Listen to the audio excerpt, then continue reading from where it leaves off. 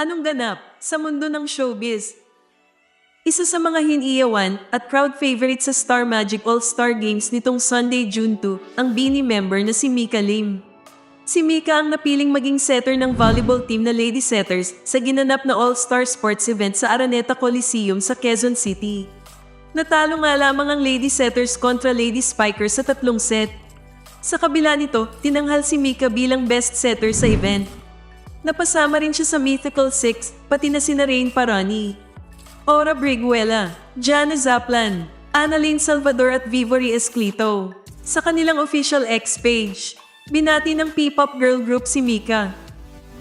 Best setter na nga sa volleyball, best setter pa ng kilig sa mga puso namin. Bugs, congratulations to our Star Magic All-Star Games 2024 Mythical Six member and best setter for 2 consecutive years. Saad sa post,